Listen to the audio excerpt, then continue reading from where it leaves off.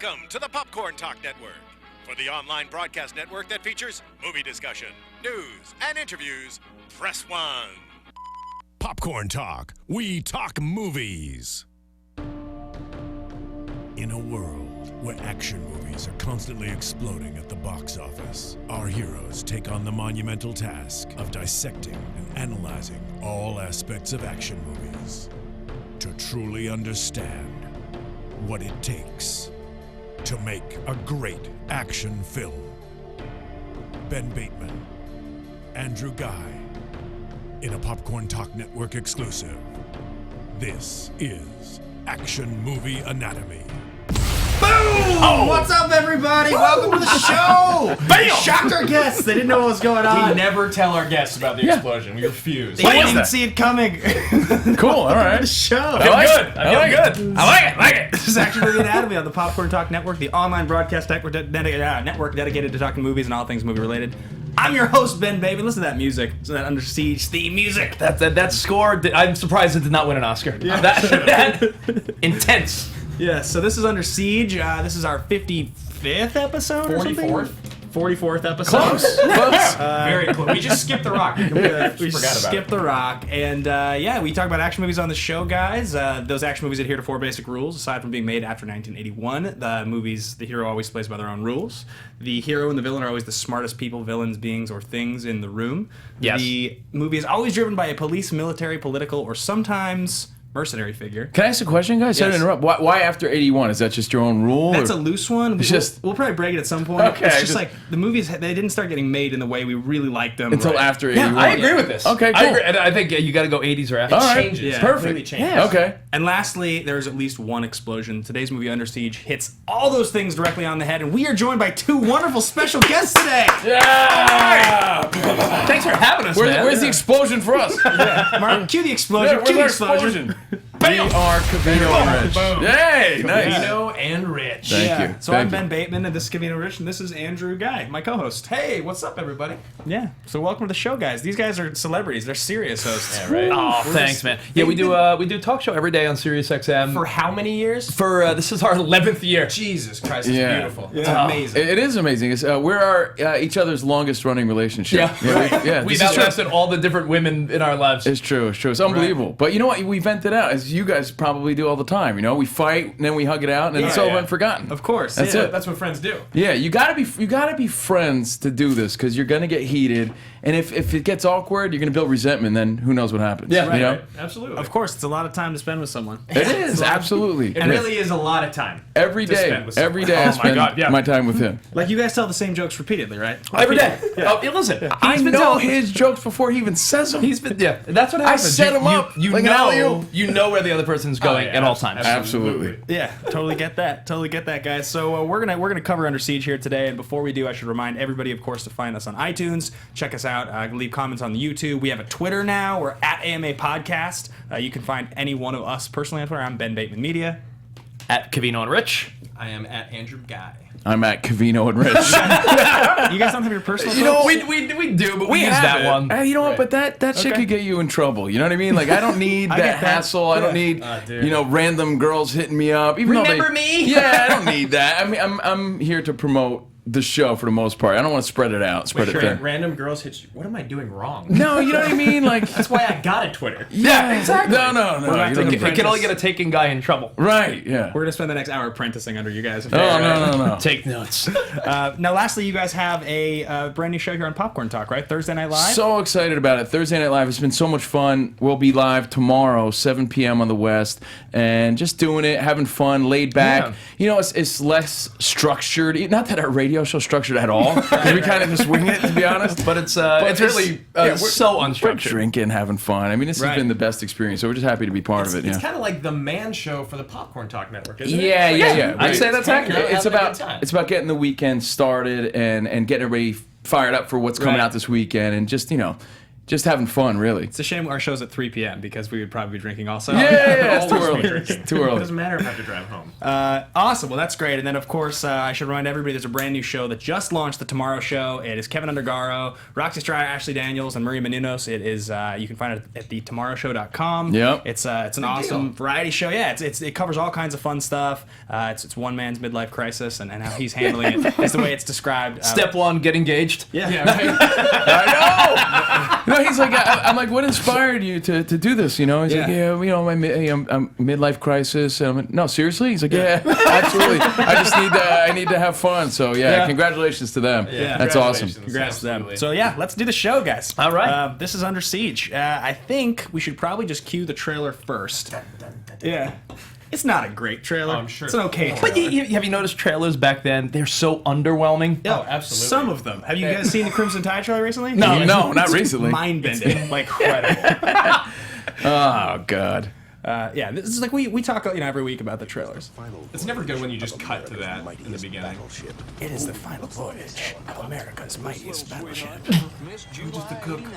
She really was Miss July, didn't you know that? Oh, really? She actually was, yeah. I mean, she looks good. She looks like 92 good, if that makes sense. Yeah. She looks hot, but she's just super 92. Right. Of course. Without a back doubt. then it was all boobs. All boobs, no ass. I mean, short hair. that's the observation I made immediately in that scene. I'm sure we'll get to that scene. Yeah. A team of terrorists have taken over. Wake up the And president. the poor guy That steps guy. out of line and they shoot the guy next to him. Shoot you and the man next to you.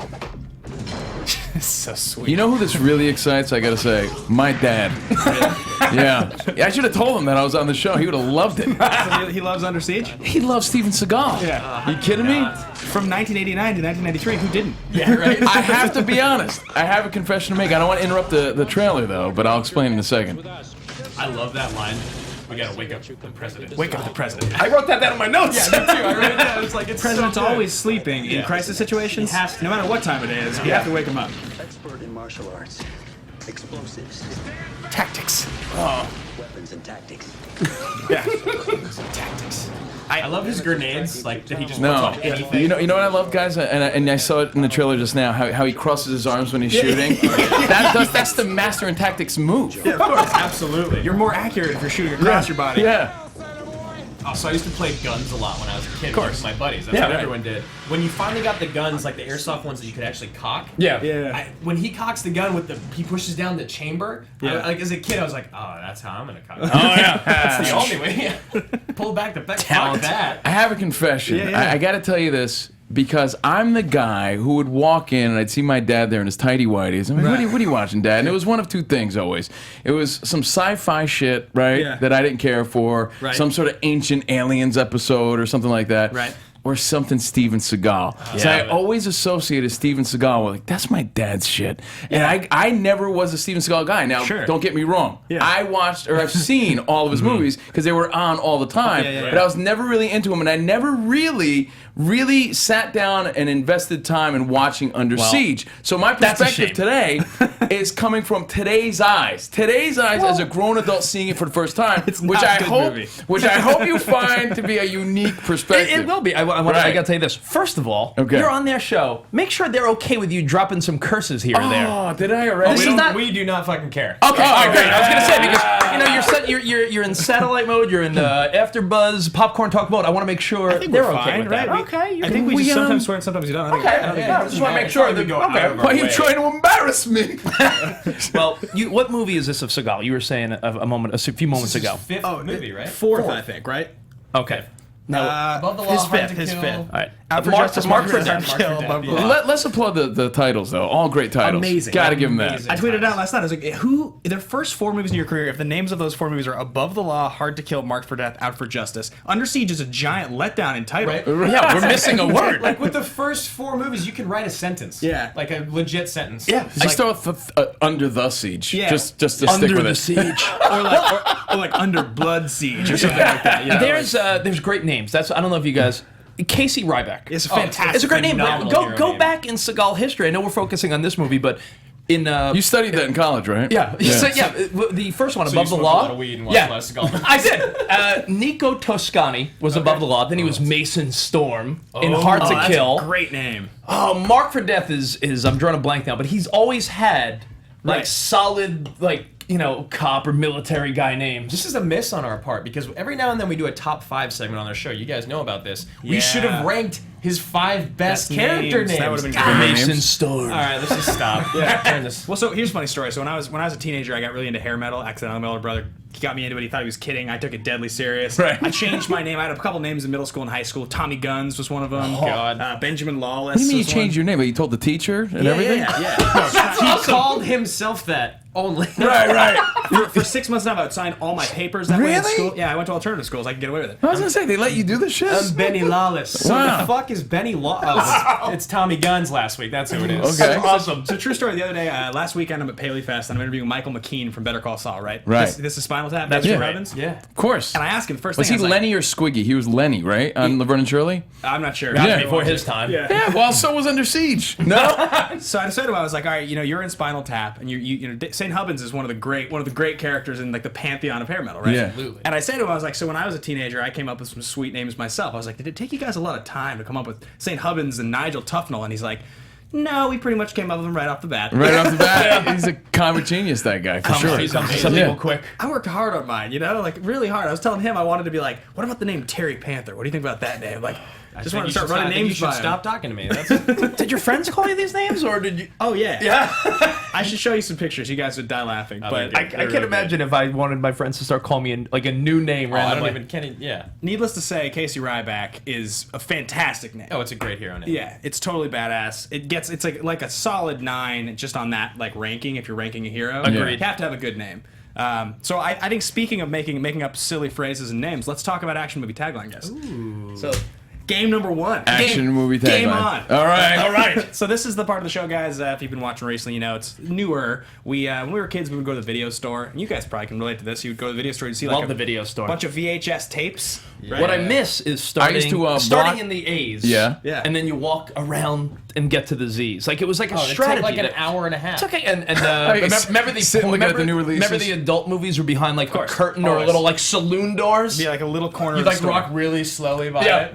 Yeah. I saw boob. Back in the day, we used to call it Blockbuster Nut. It was just you get a video. Instead of Netflix and chill. Right, yeah, we used to just Blockbuster Nut and pick out a movie, hang out, pretend to watch it. And I gotta let you know, I was always kind. I always rewound. Be kind, rewind. Was the That's how I slogan, lived my yeah. life. That was the slogan. I lived by it. 72% rewinder. I think. Yeah. Tracking was always on point. You know what? I gotta be honest. The technology's amazing.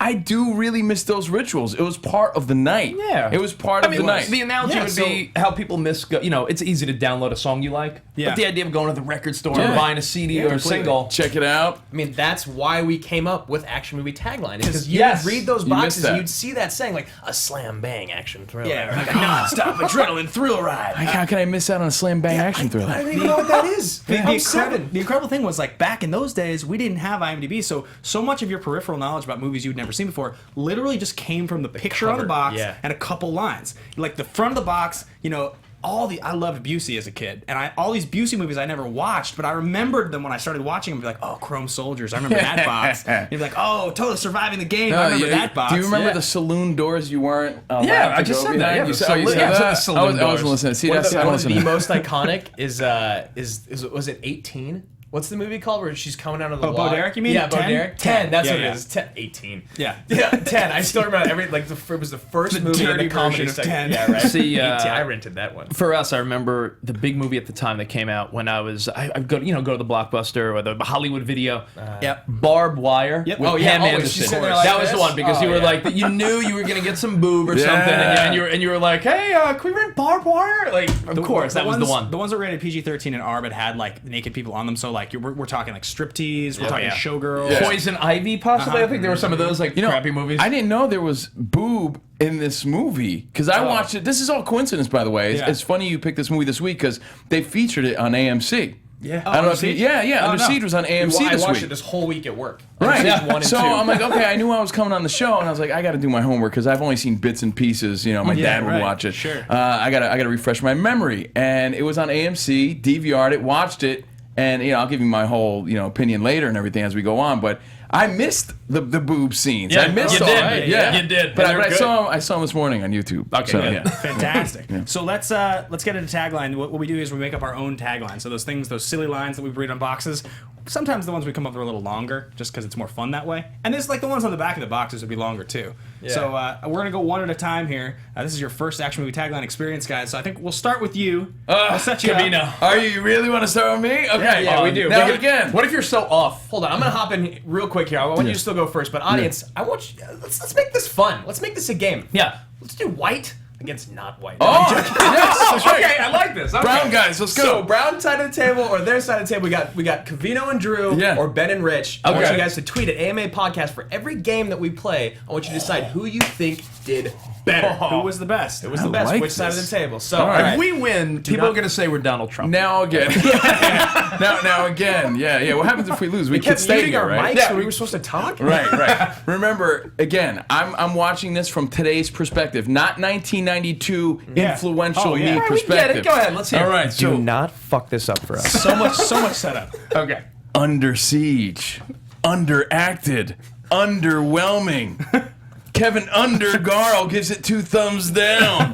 Overrated. That's my tagline. That was good. I know you guys have it near and dear to your corazón, but I'm telling you, Strong watching it stance. now, it was. A giant turd in your mind. It wasn't a giant turd. I'll explain, but that's my little. You my little can thing. appreciate what it was, but watching Yes. it now Yes. as the first time you're like, Absolutely, because there's Yeah, so it many is this. movies that I liked then Yeah. that I could recognize stink today. Right. You know what I mean? So Totally fair. that's how I felt from today's standpoint. totally all right, Rich, what do you got?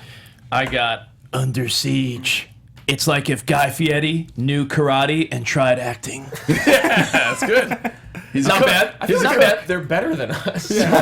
That was like a really efficient. Nice work. That was Yeah. Minimal work. Yeah, got like characters. He thought Yeah. about that on the drive here.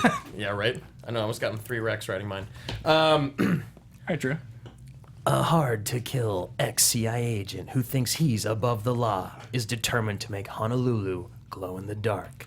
Until he's marked for death by Casey Ryback, an ex-Navy SEAL who's out for justice.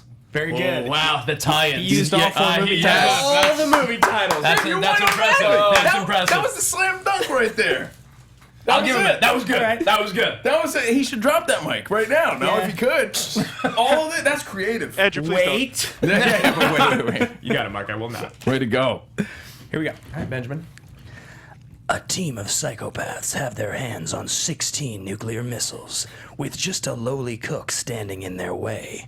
But there won't be too many cooks in this kitchen to stand between them and deadly destruction.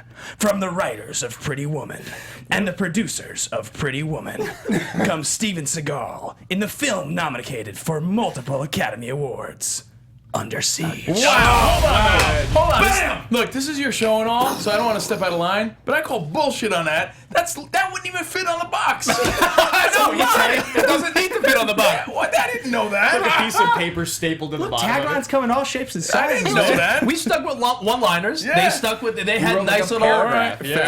Fair enough. I think right. we won, though. All right, audience. So let us know at MA Podcast which side of the table won like it. action movie Or if you want to tagline. heckle them, at Covino and Rich. Yeah, please, That's please. fine. Yeah. Please Light them do. up. All right, excellent. Great start, guys. Nice work. Thank you. Appreciate that. So the next thing we do here, guys, is this is thesis statement. This is your bold thought. Something generally rooted in hyperbole. Should not be soft. Should not be, this is my favorite this, or this is a really cool version of this. It should be, this is the greatest this. This never could happen again. This is the greatest this. Something like that. The first something. We kind of sort of tried to defend this the rest of the show. It's like a strong, we call this our thesis statement. Okay. Once again, any fans that are watching that have a strong thought on this movie, feel free to share it. Who wants to start? I mean, I guess we're sticking with teams, if right? if you want to go first. Okay, I'll go first this time. Mine's pretty straightforward. It is that Cole Meany, Gary Busey, and Tommy Lee Jones is the greatest villain trifecta of any 90s action movie. It's a sweet villain trifecta. I'll give you that. Greatest. That's a good one because when By you the really way- think about it, No. That was a bold statement. I think he wins. that was good. That was good. Bold I like this guy on my team. Covino's just going to use the same thing. He's just going to say it again. That's bold. Isn't that the category bold statement? He said the best trifecta of all time. Yeah. It is. Out of it is the nature of the game. That's actually how we play. They were great villains, though. I'm with them on that. Yeah. TLJ is fantastic. Oh, they're all great. Yeah. And then what's with Cole Meany? Like, he kind of talks like not really. He doesn't talk much. And then all of a sudden he's about to kill Ryback. He's like, "Oh, we wish we could have had you on our side." Yeah. You know, he's I gotta put this out there. Tommy Lee Jones, legend, obviously, right? But who would buy him as like the rock star Yeah, guy? not at all. I Not would even a buy little that bit. guy. Not even a It's- little bit. This old grumpy guy's the rock star. Also, you're saying it's not a good. No. I'm so you're saying going against who your buys- team. He's a great villain. I didn't say he was a great rock star. Okay. Right. That's Okay. a great villain for Gotcha. sure. Oh, so good. All right. Why don't you go, Bateman? All right, I'll jump in here. My thesis statement is, in today's market, this movie would be impossible to make the way it was made in 1992. It would never happen. What I mean by that is a martial artist who happened upon acting, who has Right. no formal acting training, with multiple A-listers and Academy Award nominees, or people that are up for the movie he was about to win an Academy How Award for. happy are you that you get to use Gary Busey as an Academy Award nominee? So excited. He loves it. With a massive budget, you would never get that. I mean, that would be like putting Conor McGregor as in his second acting role with like Christian Bale and like Tom Wilkinson, movie written by like Tony Gilroy and Right. directed by You'd be like, what is happening here? yeah, there's no way. It's a set of circumstances you would never see again, which makes it amazing thesis. yeah, which is something that bold only statement. could happen in the 90s and would never happen today. Bold. Yeah. Pretty bold And statement. if it were to happen today, it would have to be completely different. It'd have to be entirely self-aware and referential. You could remake Under Siege; it just would be a different movie. And it would have to be based on some. It would have to be based on a property that people are familiar with. Because that's the other thing is you're banking all these actors on a name title that no one has any idea what it is. It's not a remake. It's not a remake of anything or a branded product. Right. It's not based on a game. Yeah. This is Casey Ryback. First look. You know what? Though, I'm thinking about it more. They could remake this movie today. They should remake because this movie. we're kind of like back at that, like less plot, more action, and that's Right. where this movie stands. Or maybe like the black version. Right? They Yeah. can do that. We actually we'll cast the black version later, maybe, perhaps. maybe. An all African American cast. Yeah, why not? Oh, interesting. Why not? What did we do last week? The all-female people in the world All-female. cast of what did we do? I love that Oprah showed up on both of ours. Yeah, what was the movie we did? It was London Has Fallen. Oh yeah, London Has Fallen. I made Maria Sharapova, Mike Banning. I made Oprah the Nice. president. Nice. Yeah. We could do that. Good. What's your thesis, pal? My bold I kind of said it already, but I said that this movie, as legendary as it is to some people, just didn't stand the test of time. I didn't catch it at a young age, so I thought it kind of stunk. I really did. So It's you just- think this all is right, a perfect it example didn't of not stink. standing the test of time? It just isn't good from today's standard, from today's adult perspective. Back then, I probably would have loved it, Yeah. but just is not good. That was my bold statement. So I got to ask you guys, Yeah. then, with that bold statement, isn't that kind of why we love 90s action movies, Yes, though? it's the same reason we Love people watch Face Off, fo- love people The Rock, yeah, love Con Yeah, Air. but when you watched him now for the first time, Yeah, the it doesn't first have time- the same impact. You know what I mean? Yeah, it's Like if it I is was a true. kid, I if we're think talking to the younger me who had that influence, I would defend it still. I wouldn't come with this sort of realistic approach with it. I'd be like, dude, you're crazy. That movie was awesome. I'm seeing it for the first time. Just wasn't good. Dude, we get you. have movies just like Tombstone Yeah. for me. Yeah, and I mean, and conversely, when he watched Point Break, which was essentially the first time, he loved Point Break. So it just depends on the quality of the I movie. love Point Break. my Right, I and it love Point Break. stands the test of time. So I dig. I feel like we're doing really Thank you. well. And Thank you. I think an analogy with TV is if you didn't watch Full House as a kid, Right. you're not going to appreciate Fuller House. Right. But if you were binge watching Exactly. Fuller House and being like, oh, it's a lot of nostalgia, it was great. Right. If you never watched Full House, Fuller House was the biggest turd there is. Right, Right, 'cause But, completely. but I loved it because I grew up on Watching Full House. Yeah. And all right, pretend I'm a kid. Pretend I'm a kid seeing it for the first time. It's like a little kid seeing Star Wars now. He's like, Right. these effects suck, right? Yeah. My jaded perspective, seeing Gotcha. it now, I see Seagal, and I'm like, is this in slow motion? These are karate moves. So let me just like jump on the thought for Yeah. a second, because I will absolutely agree with you that I think in the context of the movies we talk about on the show, I actually think this is one of the sloppier movies for as revered as it is. Like, Yeah. it's amazing that it was nominated for Academy Awards because Yeah. we noticed multiple scenes in the movie where the plot totally falls apart, something's Yeah. unexplained. There's a cut early in the movie that's clearly from the end of the That movie. is shocking because I didn't even notice it. And I've seen this movie a lot. Ben pulled. He's like, "What just happened?" It's when Tommy Lee Jones shoots the guy next to the guy that tried to get away. Yeah. He's in a sweatshirt and he's in the gear that he's in for the rest of the movie. And then the next scene is him back in his sunglasses and his leather-studded jacket. Oh, wow. They don't explain it. They don't show him change from one right. It's clearly a scene that's from like the end of the movie. Right. They just move to the Put it up front. in here real quick. Do you think that is? Do you think it's sloppy?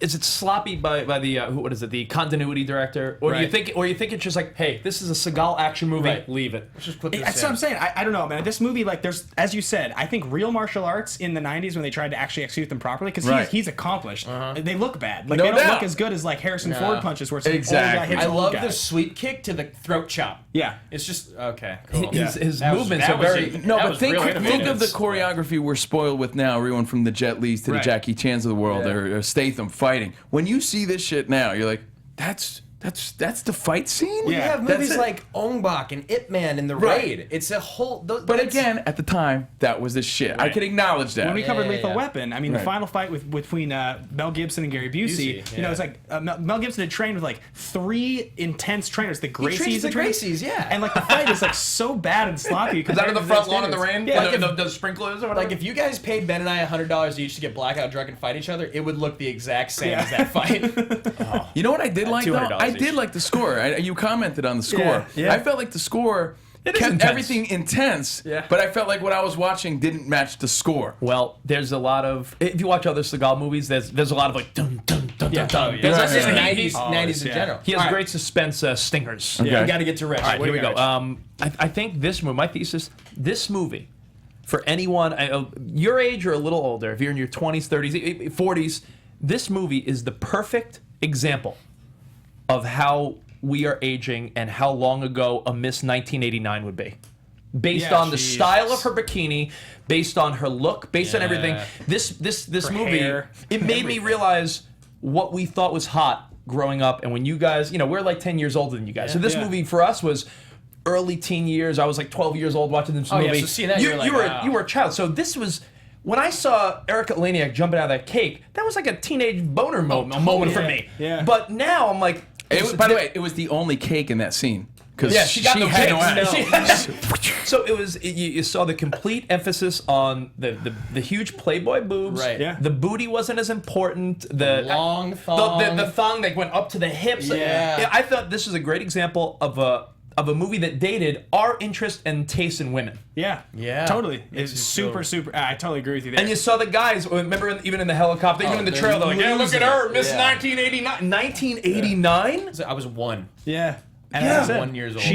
She truly, in fact, was Miss 1989 in July. And not to not to be mean, but to think that woman is now in her 60s is an odd thought. Yeah, if you It's want like, to, you know, it's like- feel depressed, Google her now. I'm You're like, excited "Ah." to see who we all recast her because I Okay, think I it's think- kind of like that's the chick now. That's Yeah. the lady that would play that role. I went reversal, but we'll get to that. Not to sound like a humbug either. I gotta say, You went Rebel great Wilson? boobs. What? You No. went Rebel Wilson? I went- I thought he was going to say opposite. Diane Lane. Diane Lane. No, is in love Rich with told me Diane because Lane. I watched it on EMC. He goes, Yeah. "Dude, how about the cake part where you see her boob?" I'm like, "Oh, her boob." So I looked it up online, and I gotta say, impressive. This looking movie just good. got a lot better. Yeah, no, it was like, oh, okay.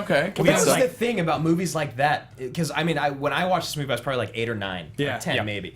That's why you love these movies growing up. Oh, dude. You get silencers, you get red dots, you get explosions, you get you get neck C4. breaks, and And, you get C4 and you get boobs. No, and you get raging sweatpant boners. Yeah. See, I missed out on that fun, but was a good one. I could respect it. All right. My fist pump moment is Covino's raging Sweatpants? I could just imagine me watching this like through the blurry cable. I don't know if you guys have those Oh, of memories, course. Yeah. but you know, seeing that and seeing boob and just for that reason, loving it at the time. Yeah. Hey, Mark, quick question before we move on to fist bump moment. I noticed we're all getting super excited and like yelling into our mics. I noticed each one of us is peaking.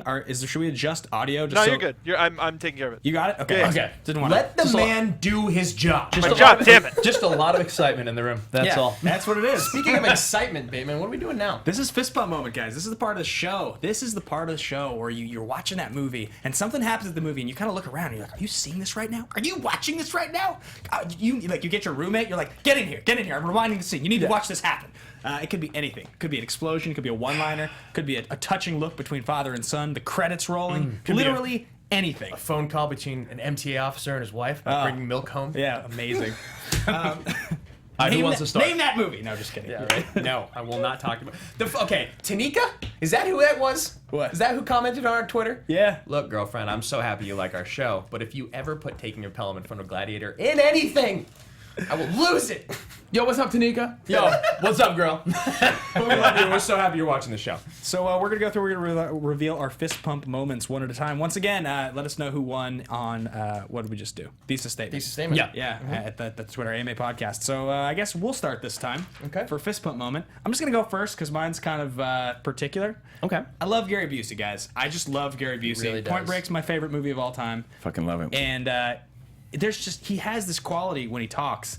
It's this toothy like drawl. It's called that he- insanity. Yeah, it's called insanity. I actually think that this movie is like you can physically see him like just like careening into insanity. Oh, The scene where he totally. comes out in the dress with the fake tits and he's dancing. And I thought about it afterwards. I was like, what purpose did that scene serve in the movie? There was like actually no reason for that to happen. Beautiful. Yeah, just none. Like if you could have just not done that, still killed the captain, and the mission would have gone the same way. Oh, man. Was he supposed to distract people? He kills the Comes on, captain. she's like, hey, look, I got a good idea. She's not a bad-looking woman. No, I'm joking. that scene made me feel some type of way too, where I was like, I don't know. Yeah, they could have done without it. Yeah, what's the point? So my fist bump moment is the first time that we see Busey address Seagal. After Seagal talks to the captain, Busey looks at him and he's like, "Sir, why do you tolerate that clown?" And Right. you're like, yes, Gary Busey. Gary Busey. No, you're like that. I'm like, No one else. enter teeth. Can Like, I, I'm just can I like, tell you? I wish, now that we know you guys were pals, if Busey is ever here or on our radio show, I want you got Oh, it. yeah. It was He probably, got crazy on It was us. an hour where, when you're talking to someone and you're looking at them and you're like, are they there? Like, it was a fun guy. He was a fun guy. No, but he looked me into my inner soul and he's like, hey, you look like you got something to prove. It's like, Yeah. Are you feeling all right? No, Yeah, I like was it- like, I felt like he was reading my mind or something. I was like, "Ah!" Very Yeah, it's interesting guy, awkward. so- but fun. I'm fascinated by him, and he has some of the greatest. He has like some of the greatest like little bits of monologue in his movies. They're so memorable. Like Point Break, and he's like, I've been in the bureau 22 years, fired my piece over 19 times, the line of duty. Like you're just Yeah. like, I love this guy. He's You know? great. And him in white, like really, really white. Yeah. Like a Lethal Weapon Yeah. and in the beginning of this movie. It's Like just something Rich about Davis the white? teeth, the white. Yeah, like almost this white. Right. All right, so that's my fist bump moment. Legitimately, I have others, but that's the one that just stood out to me the most. Kavina, what you got? All right, now I'm from Jersey, so I have plenty of fist pump moments. If you want to talk about them, we can go back to the Jersey Shore, even before 1997. 92 if you want. All right, my fist pump moment again, not to be a dick, but it was when he said, "How about this move?" and the credits started to roll at the end of the movie. and he As kissed, soon as it ended, I was like, "Yes, I can go to bed now." I hate her. Kavino really Yes. didn't like this movie. Oh, I was just like, I loved preparing for this. I was excited to come on your show, but this movie was like, I was just like, oh, is this for real? Again, keep in perspective. I was not a Seagal guy. I tolerated Van Damme more than I tolerated Seagal. Aren't you glad you had us on? Sorry. Right, no, I'm being teammate. honest. I need a new No. teammate. Okay, so all right, I have an actual answer though. Okay, all right, the knife fights. That was my fist pump moment sweet. for sure. The knife fights, when you love the see knife his real fights. skill level, like Cue you the- you said, can cue the knife fight here, that Mark, for sure while was he my talks. fist Oh, pump we got it moment. here? Okay, let's check the knife fight. Because it's a damn good knife fight. Tommy Lee Jones has some good Yeah. Yeah. grunts that he does. I think this was by far the most exciting part. Oh yeah. I'm a little let down that Seagal gave up on the ponytail Right. by this movie. Because if you remember Mark for Death the and ponytail Heart to Kill, he did have the excellent. ponytail. I like this look. He's such a weird action hero because he's Yeah. like, you're just like, are you, like He's not cool ripped. and He's calm. not or you're like- jacked. just like talks in this way where he's like, such a great "Hey." voice. My favorite, my but you favorite guys are Seagal describing line. all the things as to why I didn't understand. I never got it. Yeah, but you gotta see. When I was growing up, it was Seagal or Van Damme, and I always sided Seagal. Right. I was a Seagal guy. I respected Van Damme's action movies, but I was more of a Seagal guy. Same And here. He's got a lot of great lines in this movie, but his best line maybe of all time is "Heart to Kill" when he goes, "I'm gonna take you to the bank." The blood bank. The blood bank. Like that might be my favorite, Oh, it's worst so good. action movie line of all time. The thing is, between the two of them, this is the only movie that was like a giant commercial hit that mattered. I love that he doesn't take the gun Ever. off him for more than a second. Sorry, keep going. I just love that. No, part. it's just amazing. If you think about Van Damme, his biggest hit ever is Bloodsport. Like that's like the movie that's memorable. Yeah, yeah, Even for sure. Bloodsport wasn't like a giant No, it box wasn't a huge office smash. success. I mean, this is the only one. even the sequel to this was like the second most successful because after that you just start to get to like Are you forgetting movies. Double Team? Yeah, I mean you start to get knockoff. You start to get all these movies that are just like absurd, like Maximum Risk, Double Impact. How many were there? Double Impact, The Under Siege. There was 3 of them. Two. Two of them. Okay. And the second two. was actually pretty successful. Yeah. Okay. It was on the train. Yeah. I remember that one. Under Siege 2, Dark Territory. Yeah. So good. Jonathan Banks is in there. Love him. Yeah. How great is Jonathan Banks? Oh, he's Fantastic. great actor. What a He's great the guy. only guy of the whole cast that didn't show up to Paley. He was supposed to. I prepared to talk to him. I got everyone else but Jonathan Banks. He's great. Just sit at home. He actually, he yelled at Rich Davis when he was on our show. Oh yeah, because I referred to him being on a show as a cameo instead of he had like a one. He He's had like, listen, you call them cameos one more time, and I come over there and smack you. He's like, I call him work. I Watch call, it. no, he goes, I call them Here jobs. we go, gentlemen. Here's There some it knife is. fight Here we action. go. See, this is cool. This is action. It's yeah. Seagal's dancing is beautiful. Yeah, it is. It's really weird. Like it's not reminiscent of like the way anyone actually moves anymore. Right. It's like very strange. You're just like, is all that movement necessary, or could you just like stand kind of still with the knife? Because you want to deceive them with what you're gonna do. I like Tommy Lee Jones. Come on. Can I tell you this though? When I saw how this fight scene ended, I honestly had to rewind it because I couldn't believe my eyes. It was awesome. He gouges his eye out, knifes the top of his but head, I was like, smashes his head. I said to myself, does he bite Tommy Lee Jones's knife? bites it right Yep. And he bite, Knuckle. and He bites a and, knuckle. and he did, and I think that's what makes this legendary. Look at that. Eye comes out, head stab, dead. Oh, it's so good. And I love the fake head if you pause it right Yeah, at the when right he gets spot. stabbed. Fake head. I love And then he that. grabs the disc like, here's what I needed. So again, that was Work here definitely is done. that has to be the universal fist pump moment for everybody, It is right? very good. Yeah. Okay. I do love I that. have another one. So what is it? Yes. We go back to our team here for a second. I have the line written down because I love the line. I love this line because it is. Here we go. When Tommy Lee Jones is on stage and he has, where's the highest ranking official in here? And everyone's parting the ways, and he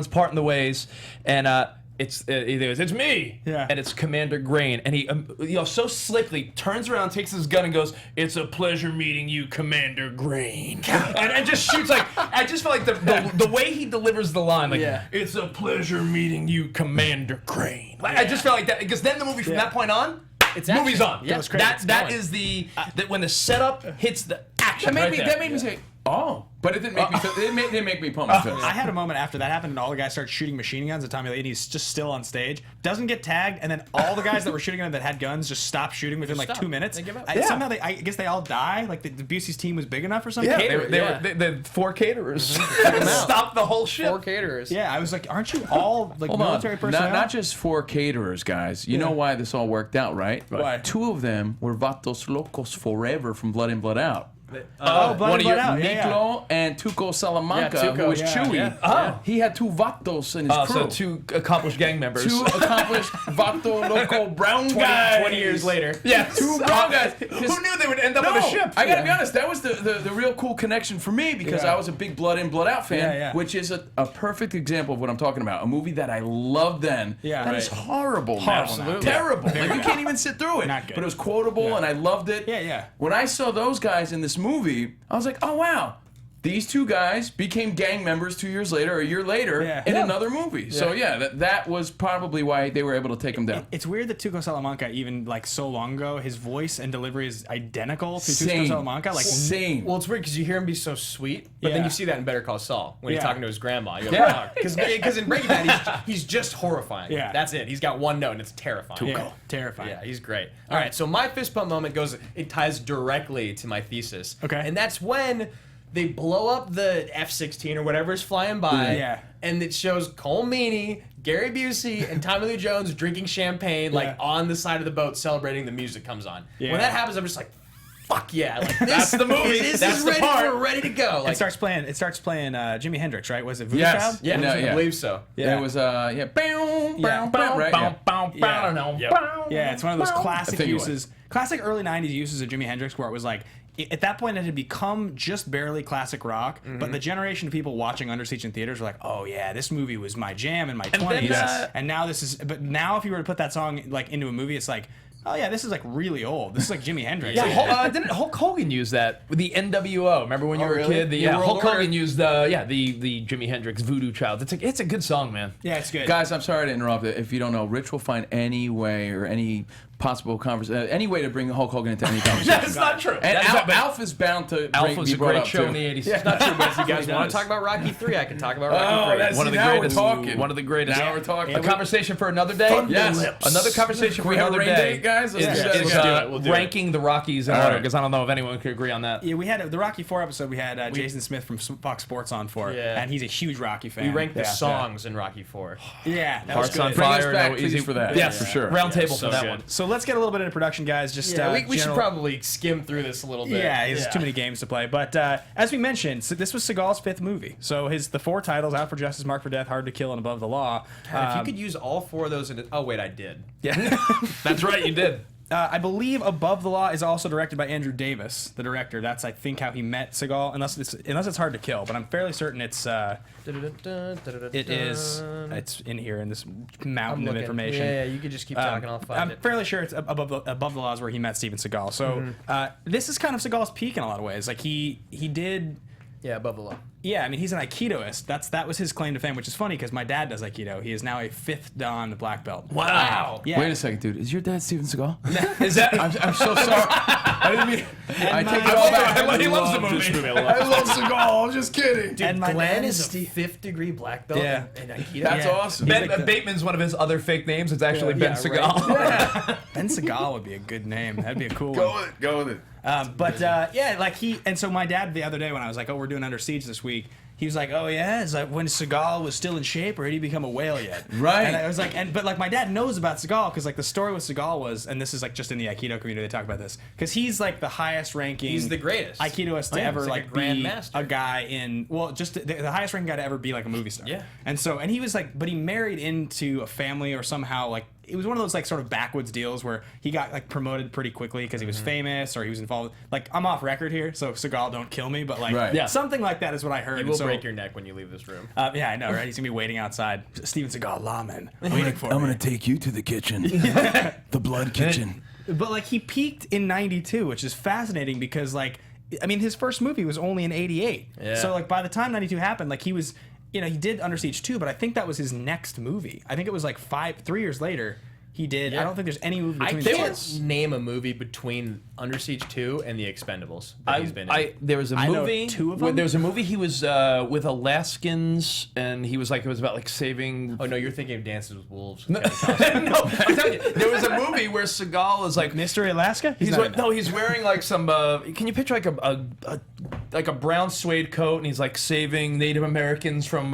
Sounds kind of This familiar. does sound familiar. I'm telling you, there's a Seagal movie. I'm gonna. Donika's on it. He's gonna Yeah, figure please. it out. Exit Wounds is one that I can name. Exit Wounds, I know Okay. you remember that. Yeah. The Glimmer Man, I know you remember that movie. Oh my God, he was in those that. are both Yeah. those are both Seagal movies. That's on Deadly Ground. On Deadly Ground. Oh, that's on Deadly Ground. Okay. On Deadly Ground. What yeah. year is that? And On What year Deadly is that? Ground is after. 98? But 94. 94. Okay. Yeah, so I think that's his next movie after this, and then Under Siege 2, and then after Under Siege 2, it's like, so yeah, because On Deadly Ground is part of this. You make know, a great point though too, and I'm not scared to say it. Like he was handsome in '92. Yeah. He was looking good. It was more believable, and I looked at it and I was like, oh, okay, good. I'm glad I got the good Seagal here. So Yeah, it's right. like Fat Elvis. It's like it's not as cool. Yeah, he's just a big dude, so it's like guys with that body type are real Right. big like that. Yeah. And he's not like a small cut dude who looks great on Right. camera. It's like a real big guy, so he gets a little older. Giant dude. Harder to keep himself, tight and fit. Right. And by the way, my confession is that the reason I knew On Deadly Ground was because that was around the time where I was checking out of my love for Seagal movies. Right. Because at that point, On Deadly Ground That's and when then you Under grew that Siege 2, ponytail, right? yeah, that's when I grew the ponytail. Weird At that ponytail point, I face. think all Seagal fans are like, all right, now it's a little Right. we're getting to the point where it's Yeah, yeah. unbelievable. He doesn't look in shape enough. You were sort of done with the Seagal movies by then. But you always heard the rumors, even still, people were defending him, like, Yeah. yo, but he's still the best. Like, he's the real deal. Yeah, you right, always right. heard that. Well, because he And he's is. Like, if Yeah. you go to YouTube and you watch Steven Seagal in Aikido tournaments, Yeah. I have. it's incredible. Yep. It really is. So I was watching something like a Hollywood Reporter interview with Odenkirk and Conan O'Brien and someone else the other day talking about their time on SNL writing, and they were making jokes and talking about. I want to say it was this. I'm hoping this is not a different video I watched. I'm fairly certain it's this. And they were talking about the guests that came in, and that when Seagal came on, he was like one of the worst guests ever because he took himself like so seriously Yeah. and was unwilling to. And so like they were like, we want to write a Hans and Franz joke where like you fight him, and he's like, okay. but if I fight him, I have to win. And they're like, no, but it's a joke. It's a sketch. And he's like, I gotta win. We heard the same exact story, I swear to God, and it was about Randy Macho Man Savage. Remember that? Oh, yeah. Weird Al Yankovic told us he wanted to do a skit with Randy Where Macho Man Savage. Weird Al wanted to like pin Macho Man. He's like, no, but I can't lose. But that would never happen. But don't we have a bizarre? Seagal story that Jenny McCarthy told us. Okay. Where when she was first a young hot girl trying to make it in Hollywood, Seagal had her in a casting room, and he's like, all right, like, get naked, let's see what's going on. And she's like, is that necessary? He's like, yeah. She's like, no, thank you. And he Had pretty some adamant, really like, lame reason as to why. Like, It makes sense. Yeah, like I just want to see what's going For on. off-camera scenes or something. Like, I just something want to weird. see. And then she said, no, I won't do it. He's like, all right, get out of here. You'll never work in this town. And she's like, and she loved that story so much that she will tell that show on other talk shows everywhere she goes. That Seagal. It's basically her F.U. revenge story. Differently about that story than she does. Yes, I don't think he loves that but you know story. what? Knowing that story, right? Because you know she did tell us this story. Yeah. On our radio show, it made me think watching this that Seagal definitely had to get with Erica Lanier. He creeped on her, right? Oh, Without a doubt. in some capacity. Without a doubt. sure. Also, He hit that. Also, the fact that their relationship in the movie is basically just like him, like kind of ignoring her being like really obnoxious, and there's zero character development in their relationship until like at the end. He's just like, okay, I'll kiss you. Yeah. How about this move? Yeah, he's like, you're gonna be You're gonna be dating. You know I deserve it now. You're gonna be dating musicians before you know it. Oh yeah, that was so lame. Alright, whatever. Now in Under Siege 2, Katherine Heigl is his wife. Oh, I think. No, it's like this girl that it's like his niece or something Oh, it's like his that. niece. Yeah. Okay. It's been a while, but like I saw that, I was like, okay, so there's a female character that's at the top billing, and it's not Erica. Yeah. So something happened here. Right. You know, she wouldn't show him the goods for off-camera scenes or something. Who knows? All right. So J.F. Lawton, again, I'm gonna breeze through this. Tommy Lee Jones. I apologize. TLJ real quick. So Tommy Lee Jones won an Oscar the next year in The Fugitive. He beat most notably, he beat Leo for What's Eating Gilbert Grape as supporting actor at the Academy Awards in The Fugitive. Also, the very next year, The Fugitive was directed by the same director, Andrew Davis. So, and 9 actors came from this movie to The Fugitive. In a lot of ways, The Fugitive is just the better version. Like it's like the Beyond. Wow. So this was like the testing ground for the bigger movie, kind of. a lot of it. Yeah, Right. yeah. Wow, that's cool. Well, they had a chemistry. They probably just realized if with a better script and maybe a few cast adjustments, maybe they thought they had something. I mean, Tommy Lee Jones, it's funny because his 3 previous movies, you know, JFK 91, Firebirds 1990, and The Package 89. I remember Firebirds, I don't remember The Package. I've seen JFK, obviously. He's just the guy where, like, in the... Her Tommy Lee Jones package? It looked all right in the movie. I saw when he was wearing those tight Lee jeans in 92. Not bad. He A like- little bulges, kind of. All right, we get it. Oh, okay. What was his like he didn't really have like an 80s gimmick, right? He wasn't like a... I don't really know. I mean, like he's nothing that jumps off the page to me. Like I feel like his role in The Fugitive is usually the one people associate, and then there's the He's later like the career cop. stuff. He's always like dick cop kind of guy, yeah, right? yeah. Yeah, well, like a FBI agent that's aggressive but fair. You know, like, He's good at playing like exactly. the cold dick guy, like Cobb. I mean, there's Two-Face, and then there's like, and then there's No Country for Old Men. There's the stuff in like the 2000s and the late 90s. what's that the we one all with remember for. J-Lo where he's not J-Lo, Ashley Judd. Oh, that's Double Jeopardy. Double Yeah, Jeopardy. Like yeah. I picture him in that type of role always, where he's like the Well, I mean, Samuel Gerard is perfect for him because he's an asshole, but he's morally sound. And that's why you can't hate him. You kind of love him. What was the story we heard? You were telling me a friend. Oh, okay, so a good unnamed, buddy of but- ours, that works on a lot of. He's actually worked on a lot of movies we've done. He's been in business a long time. He worked on Under Siege, and my buddy texted me because he was talking to him about it because we were doing it on the show, and he's like, so Busey and Tommy were just coked out, like beyond recognition, I'd imagine. the whole time. If you notice, Tommy Lee Jones, he wore the sunglasses for the first half of the movie for a reason, because his eyes were blood red, and his jaw is always clenching, like nonstop throughout the movie. But could you imagine that party?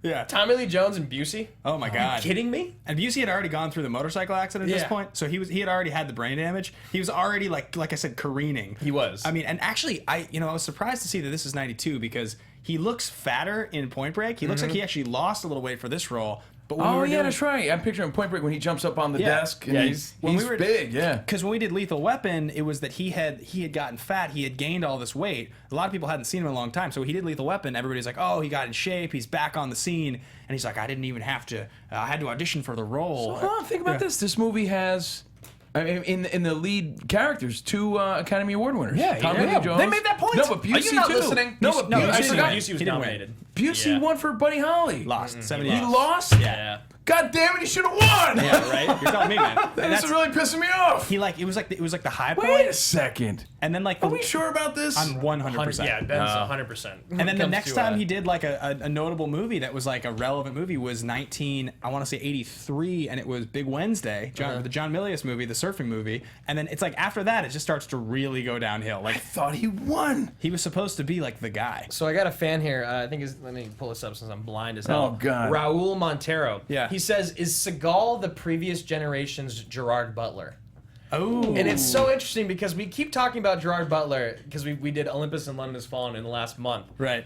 and he's bad. Yeah, you can't act. He's not a good actor. He's only enjoyable in action movies. He's great for what he does. And he's great for what he does. He fills that role. That's perfectly. interesting because, well, you know because why there's the- no upper echelon. There's no upper tier of action stars in today's world. Right. Back in his time, Seagal's time, Right. you He had was Schwarzenegger, you had Stallone, you had Bruce Willis, you had guys who were the main dudes. Yeah. He was like a lower level actor then. He was I mean, like a B. There's a guy that's a terrific actor, so I don't want to throw him in the Seagal category, but I feel like these roles today, I know we're going to cast in a little bit, but you're talking about it now, so what about like Liam Neeson? Like the guy, like the unassuming guy that just seems to have this amazing Liam ability Neeson. to kick ass that you don't think he can. Totally. Like when Liam Neeson started kicking ass and taking, it took everyone. You're like, what? Yeah. Liam Neeson, the guy from Love Actually. And The guy, while you this know? guy is a martial art expert, Seagal, when you have 5 bigger guys coming at you and he's just like, like that's sort of the vibe you get in Taken when Absolutely. Liam Neeson just starts Taken, taking John down Wick, people. Jack yeah. Reacher, all these movies. That's the thing Yeah. now.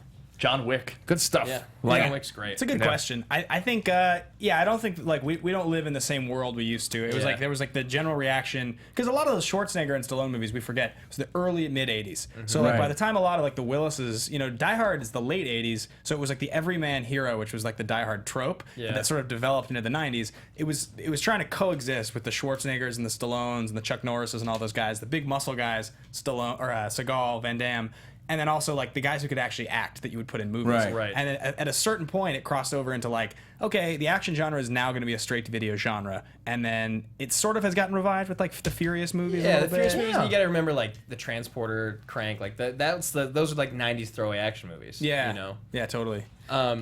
Should we move on to production? Yeah, development? let's hit it for a little bit. I'm gonna skim this real quick. You already said it earlier. J.F. Lawton. He's the same guy that wrote Pretty Woman. He moved to Los Angeles when he was young, and he ended up living in one of the worst parts of town, living with prostitutes, drug dealers, gangbangers, all that. And that actually fueled his writing. And he first came on the map with a movie called 3000, which no one knows because it's actually called Pretty Woman. Yeah. now. And that was like this guy. Yeah. He can do anything now. He wrote Pretty Woman. Wow. She got nominated for a Golden Globe. She got nominated for an Academy Award. I think she actually won. Yeah, she won a Golden Globe. And then he went on to work on this spec script called Dreadnought. Yeah. That became Under Siege, which he keeps doing that. And he also had a different pen name when he was younger, J.D. Athens. Yeah, the hilarious part of this is that his relationship to Gary Goldstein, who's one of the producers, Goldstein was a guy who, he was essentially like a talent guy. He was a producer, but he wasn't like huge or anything like that. So the J.F. Lawton, who wrote this, apparently was like he could work on computers, and he got hired to come over and tune Goldstein's Mac in the early 80s, or the mid 80s. He was like, just program my Mac. He was like, he came over for 3 weeks to program my Macintosh. And during the time, he was like, oh, I'm a writer, and I have these scripts. And he's like, oh, I work in movies. Let me read your scripts. And after a little while, on the third script, he read the Pretty Woman script, the 3000, and he was like, oh, this is interesting. I should, we should see if we can do something about this. It started out way darker, but eventually that was how that movie got made. The hilarious part is, like, all these producers, the writer, everybody, the whole team of Pretty Woman, they all got famous and successful from Pretty Woman, and then they all worked on Under Siege. Yeah, which it's is so weird. bizarre. I know. I kept going through, and I was like, "You guys really all did this, huh? You were just all in on Under Siege." Let me ask you guys, because you guys clearly the experts on the behind the scenes stuff. Do most people change genres that much when they're directing and producing, or are most people like? Is it typical for someone to go from a Pretty Woman to an Under Siege? Well, it's crazy. We find that it happens More than you think. Absolutely, especially with directors when you're like, you directed that and then you did this. You know what I mean? Like I think it was just in a couple weeks ago we had something that like his first thing was a rom-com. Yeah, something like that. Money guys change genres a lot. Yeah, the producers, EPs, the they big just guys. know. I mean, Arnold Milchan, who's the other guy we're going to talk about here, is one of the biggest. Those guys will jump around a lot. You'll find some guys you'll look at and it's very clear. The guys that produced London Has Fallen and Olympus Has Fallen, they also produced Machine Gun Preacher and Law Abiding Citizen, and you'll see, like, I think The Equalizer, you'll see it's like that same kind of movie. Right. You'll find that producers like to stick with actors a lot too. Yeah, the Like whole they team. specifically. Yeah, You'll see 3-4 producers show up, on each other's projects a ton. There'll be one actor that sort of goes between them, and then one writer that writes on a bunch of the projects. And it's in this genre especially. Back in the '90s, it was always you could look at these guys and there would be 3 credits. Like most of these guys have like 3 major credits, and it usually seems like the transition that they make is if it's a big budget movie that's up for Oscars, it can be out of genre. So for instance, a guy that worked on like The Rock could be the same producer that worked on Saving Private Ryan, for instance. You know what I mean? Yeah. Even though they're totally different, it's like big budget dude movies. Guys are going to see these movies. So we'll put but then them you'll on. see like a Shakespeare in Love thrown in there with those guys too. It's Yeah. like something that was just like Oscar bait, and Yeah. So, Andrew Davis directed this movie. He's a Yeah. Chicago native. He also did, as we were talking about earlier, The Fugitive. Yep. Tommy Lee Jones, like winning an Academy Award. Rich Davis's uncle, by the way. It is Yeah. not. It's actually not. That's complete lie. Complete lie. Otherwise, I'd be doing more fun things. Just coincidence. The star and the director, their sons. Yeah, are- right. Yeah. But yeah, he directed also, like I said, The Fugitive, Steal Big, Steal Little with Garcia and Alan Arkin, Chain Reaction with Morgan Freeman, Collateral Damage with Arnold, and The Guardian with, was that Costner and Ashton Kutcher? Yeah, what's hilarious about this is like you can just very clearly see the destruction of the action movie genre by these exactly. movies. It's like Under Siege, Fugitive. Okay, these are both big successful movies in the '90s. A smaller movie, Chain Reaction, which was supposed to be big because it's like that's Keanu. Right. And then you're like Collateral Damage. That's the last movie Schwarzenegger did before he was in office. I remember seeing it in theaters and being like, this is really bad. Yeah, And then really I don't even bad. remember it, to be honest. The Guardian is one of those movies you're like, you're like, okay, Costner and Kutcher, and this is like, it's supposed to be exciting, but I have just no It's interest like in a seeing this. heart-pulling drama too. Yeah, and that's a guy like Andrew Davis ends up, once if you don't evolve with the genre, you end up being that guy that directs Collateral Damage and The Guardian after winning an Oscar and getting. I mean, how did Under Siege get 2 Oscar nominations? How did that happen? I mean, it's crazy because the sound editing isn't even that good. No, I mean, neither are the effects. It's unbelievable. But one thing we can say about Andrew Davis, when Hold all on, is- what are you all is said doing? and done- Whoa, guys! I'm sorry to interrupt. It's your show. I respectfully have to say the whole paint thinner explosion. Yeah, was amazing. It was brilliant. that's some good Use shit. a microwave as a detonator. Yeah, that was great. That was good stuff. He's like MacGyver, and I was saying. This I was before. thinking the same thing. I was like, it's some MacGyver type of shit. The paint thinner. I was saying this before we went on camera, but it's like you think about all the things we always talk about in these movies, right? So there's like the hero villain qualifier, 7 years in isolation. He had 3 Purple Hearts, stuff, right? But like one of the great things that we don't talk about is the super smart guy, the smartest guy in the room, who notices one detail and goes, "This guy's a professional." Like, I love it. the knife that kills, and he pulls the knife out, and he's like, "Oh no, we're dealing with a He's like, solid "Is this a professional." cookie knife?" He throws it. And he Throwing was knife, so yeah. right because you remember later on in the movie he heard a little.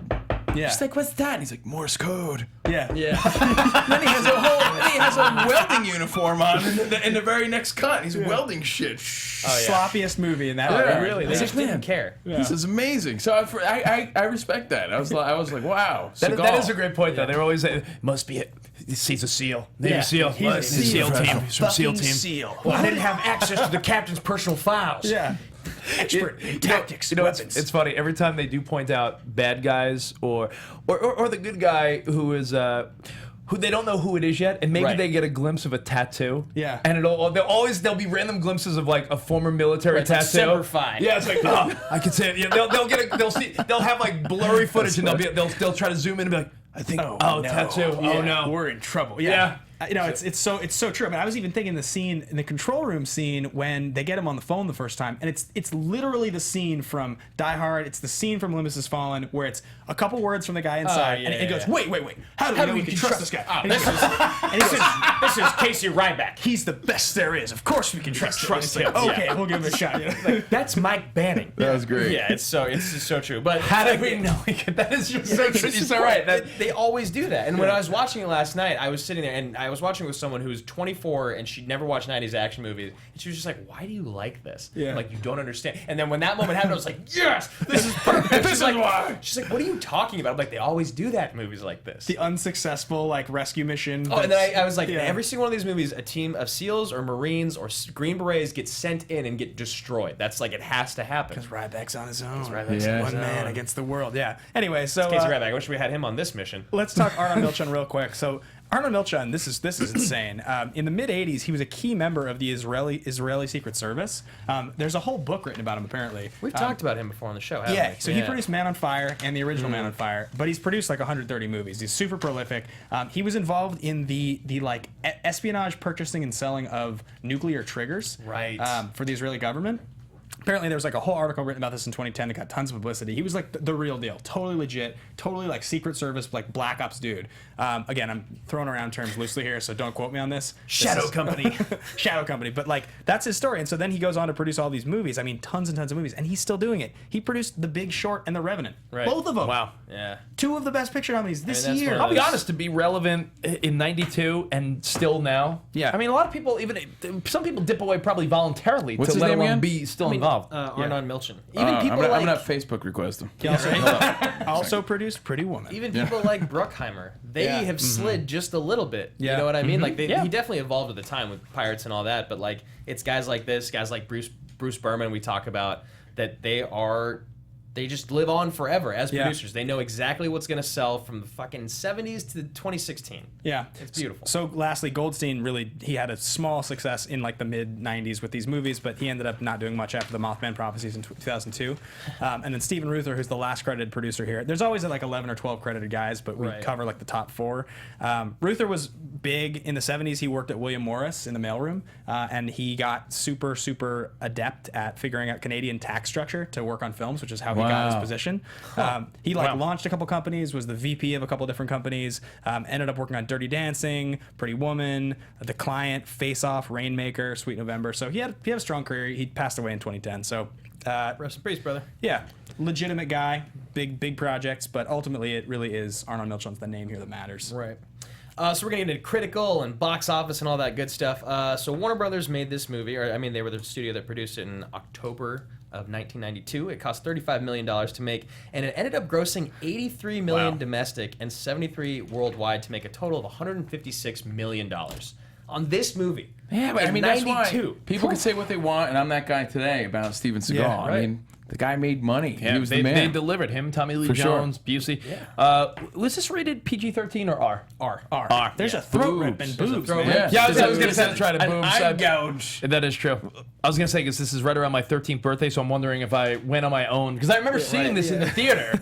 I watched it with my buddies Russell and Brandon. I remember, like at their house, like when his mom fell asleep, and we pulled it out of their movie collection, and it was like the greatest thing I'd ever seen. I saw Under Siege 2 first. I always tell the story. I was at a yard sale on the way home this one day from the comic book store, and there was like somebody selling like 7 VHS tapes. They were like the 10-hour ones that were double-sided. They were all just taped just cable recorded. movies, and they all had like the names of the movies. So there was like 6 movies per tape, and I bought them all for like $1 each, and I took them home, and there was like 40 movies or something, 40, 50 movies to watch. That is great. And Under Siege 2 was on there. That's how I watched The Edge the first Right. time. Oh, The Edge. Deep Impact, Armageddon, like Face Off, Most Wanted. There's all these movies, so many cable movies. And so a lot of these movies, like that's why I saw Under Siege 2 first. I didn't see Right. Under Siege until high school, but I saw Under Siege, the first one I didn't see until Under high Siege school. 2 is not that good, but it's still not that I bad. thought it was sweet when I was a kind kid. of sweet. I watched it again the other day. It's action-packed. Let me ask you this. Did you guys, that 10-year difference between you guys and us, is that, did you get suckered in to the whole buying a ton of DVDs at Best Buy and Yes. all that, and Circuit City and all these places, or no? I still, to this day, have a complete impulse when I see a 4 for $20 bin. Oh yeah, no, I'll do it. There was a point I remember, it was a bragging right to display your DVDs on a, collection. I on a still case, do. and I remember going to. Hey, you heard what he said? You heard what he still said? do. It's He not still cool. does. Yeah. This was a big debate recently on our radio show because he moved and he has a beautiful home with his wife and kid and everything, and he still wants to display his DVDs. And I'm like, I made the compromise, but I finally just threw away the cases and I put them in the book. But I kept my CD. I kept my so I can't CDs do displayed that. as but it was tough. But it was a bragging right. You're right. I remember going to the bargain bin. I would buy stakeout and another stakeout with Richard Dreyfuss because they were like $4 each. You would just get every DVD. Oh, so. yeah, when people come over, they're like, don't you want a fucking computer? Yeah, I'm right. like, no, Yeah. but it looks sweet. They're like, it doesn't look sweet. It's taking up half your No, living that's your room. pride. That It made really you is. who you are in a Movie way. fan. I had like a decent collection, but like not a crazy one. And then like because it wasn't that impressive of a collection, I think I was more comfortable moving away from it. I Yeah. probably had like 150 movies, but like the good ones were like the 400 to 500 movie collection. My problem, dude, I've told like- this on the show before, is I used to work at Blockbuster Video, and when Blockbuster gets new releases, they get hundreds of copies. And then after that movie's no longer new, they have to burn about 90% of them. So they run an X-Acto knife down it, and they just throw it in the trash.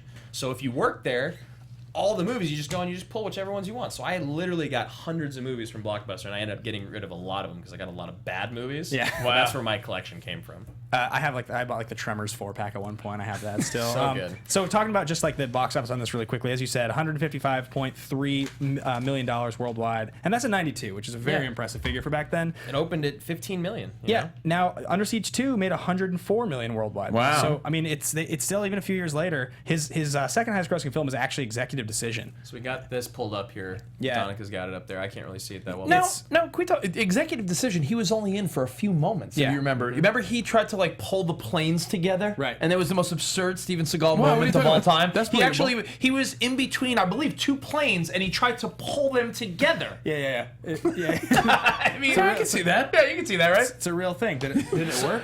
It didn't, surprisingly. I don't know if this guy's talking about us, but he said Seagal probably made more than these guys put together. If you're talking about us, he definitely made more than all of us put together times like 30. Oh wait, there's no question. 100. There's no Not even a debate. joke. His movies have grossed like $780 million. That's amazing. I have $780. That's it. And he was There's like no question. he was like a producer on this movie. It was made like 155. Like he definitely did a lot. Oh, He did well for You know, himself. I was actually thinking about that too. I was like, people say what they want. This guy was the man for sure. Absolutely You know, was. guys wanted to be him. He was banging all the hot chicks in his day. Hey, Covino, let me see the goods. No, but I was thinking. I was really thinking. I'm like, yeah, this fucking guy was a man's man. He could kick Yeah. your ass. Yeah. You know. totally. By the way, and he could steal your, and he your could girlfriend. actually kick your ass. Like someone Right. like Jean-Claude Van Damme, who was trained as a dancer. Yeah. You don't know if he could actually kick your He ass. could certainly do the splits. But he could do the splits on two I have a semi-trucks. Van Damme story. My wife, when she first moved out here to L.A., right? This is his approach. We heard about Seagal's approach with Jenny McCarthy. Yeah. His approach. He saw my wife, and she was like hostessing or something at the time. Yeah. And he saw her at the restaurant, some swanky place out here, and he's like, "Let me see your tits." Oh, God. That was the line That was from the Van line. Damme. That was his line. Classy guy. Yeah. He's coming to my restaurant a couple times. He's not very enjoyable to talk Yeah, to. he's He's not a cool guy. He was all right. Yeah, he To, was a little rude. to take it back to the A beginning of your show, we talked about the names. The names are there, the character names. So Yeah. Nico Toscani, Mason Storm. He was Yeah. Gino Felino in Out for Justice. Gino Taft. Felino. Gino Forrest Felino. Taft. I think I went to high school with Gino Felino. Sasha Petrovich. Frank Glass. That's a good one. I gotta be honest, Gino Felino's the best one. I mean, Mason Storm has a cool sound to it. Yeah. Gino Felino. Detective I like that Gino one. Felino. Hey, Detective Gino Felino. I think Forrest Taft is maybe one of my favorites. Forrest Taft. That's the one on Deadly Ground when he's in the Alaska. Forrest Taft. Yeah, it's pretty good. All right, so this movie critically, from IMDb, it's got a 6.4, which is higher than I would expect it to be. Here's a piece of trivia for you. This no. is the only Steven Seagal movie certified fresh ever on Rotten Tomatoes. Really? Yeah. I was on Rotten Potatoes yesterday because I was interested doing my homework and doing my research for you guys, and it was what, like 7.5 or something like that. Yeah, so it's got a People like this 75 by the audience. I mean, Oh, by all 75%? critics. That's by what the I mean. audience. Yeah. I was like, wow. And a 75% by top critics, but there's only 4 reviews. So it means 3 out of 4 of them said it was good. But then the audience gave it a 61. And one of them was Rich. Yeah, right. The other one was my dad, by the way. Yeah. That's 2 of the 3. Yeah. And you know, this movie got nominated for 2 Oscars: Best Sound and Best Effects Editing. Not bad, Sound yeah. editing. Academy Award nominated film. Amazing. Yeah. Which you find with a lot of these, with some of these really bad movies from the 90s. Face Off. Face Off had Academy Award nominations. Yeah, incredible. So we got Brian McKay here from eFilmCritic.com. I didn't pull reviews because there honestly weren't really any, but I like this one. This movie was almost Die Hard on a cruise ship. Bad script and acting made up for it by Seagal's butt kicking and Lee Jones and Busey in full-on hammy villain mode. I mean, Die Hard on a ship was Speed too. So Yeah. it's like that happened. Yeah, Just that a did, couple and then years they just later. did it again here. Yeah. I think it's pretty accurate. I mean, it's just like, I thought that this movie, because, see, Covino, to your point, I hadn't watched Under Siege 1 in a long time. Like, I don't think I had seen this movie probably since high school, since I had seen it the first time.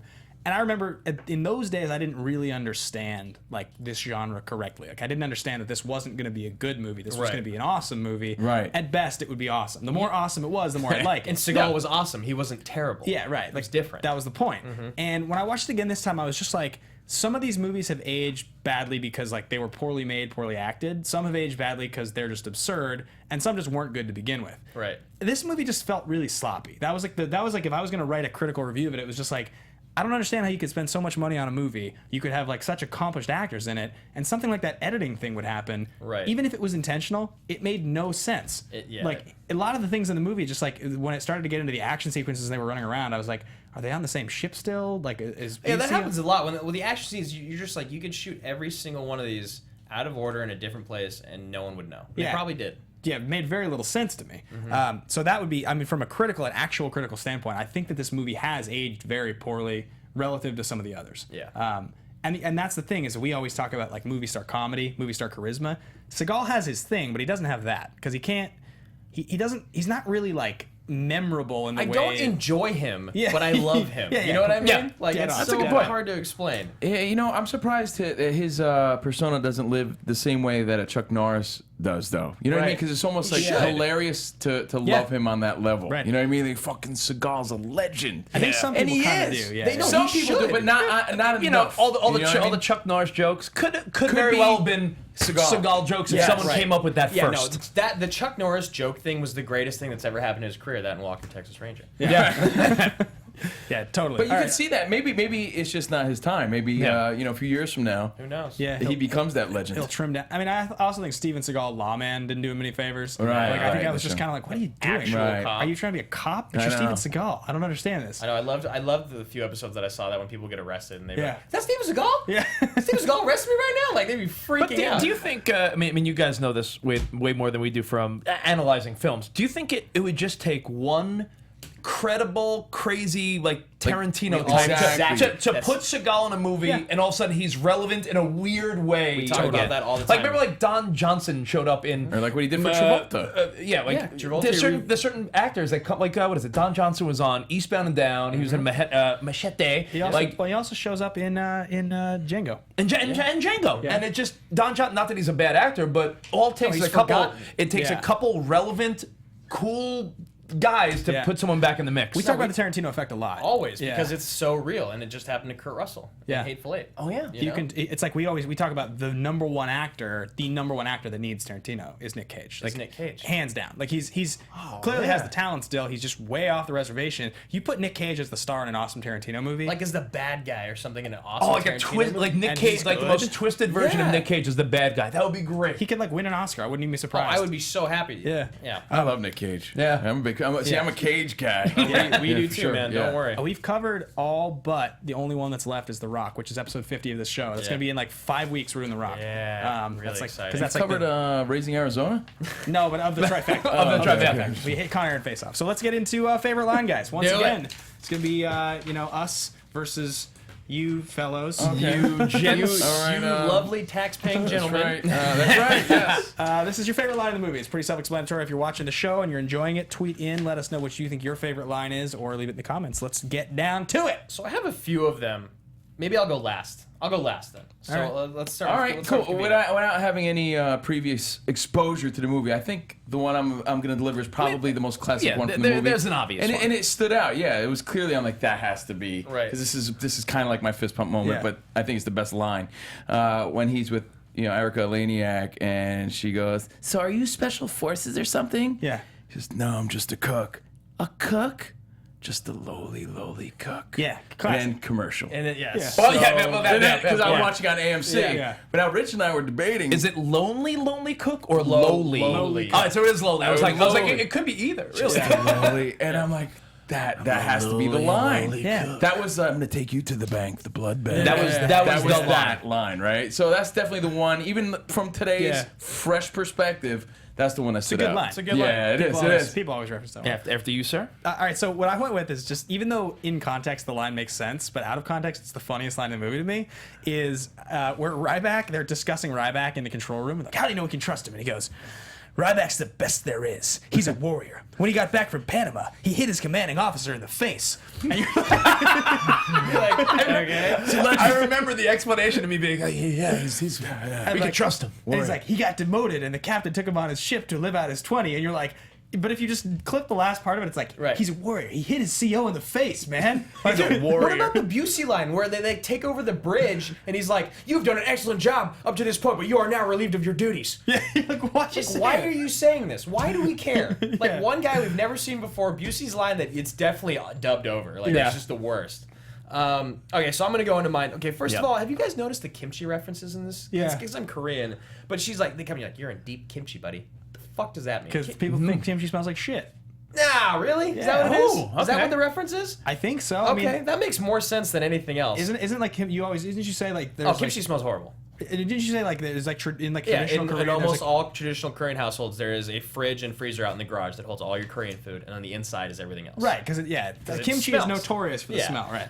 Okay, so that, and then there's also the #1 special on the menu is Ryback's kimchi. I don't know if you guys saw that. That's a quick little Easter egg. Look at that. But my favorite line is when Tommy Lee Jones is talking to the guy, the head of the CIA on the microphone. He taps on it.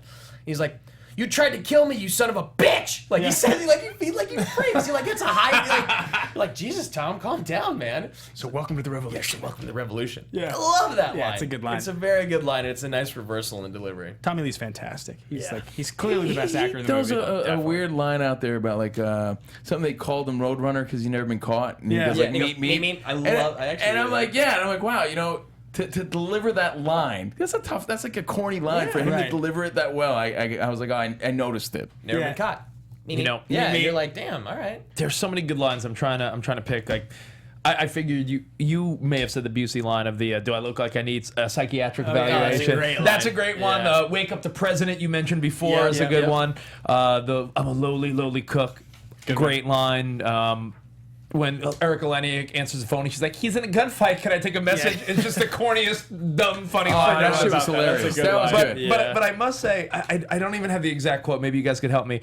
When she keeps, you know, when he puts Erica Leniak in the locker and she keeps knocking on it, yeah. and then he's like, "What are you doing?" He said something like babbling bullshit, She's like, I don't like to be alone. and he's like, "What is that babbling bullshit?" No, he said something about like, do you like to die? That's the line. Yeah. Do you like to be dead? Do you like to be dead? Yeah. Because that, you know what? I'll go with that. I'll go with that one. That one was a great I'll line. steal that one and go with that one because I like to be remember dead? we watched that part over this morning again before we met up with you That guys, was it. and it's just so funny because it's just so silly because she's like knocked out, she's banging on the hell up, and he's like.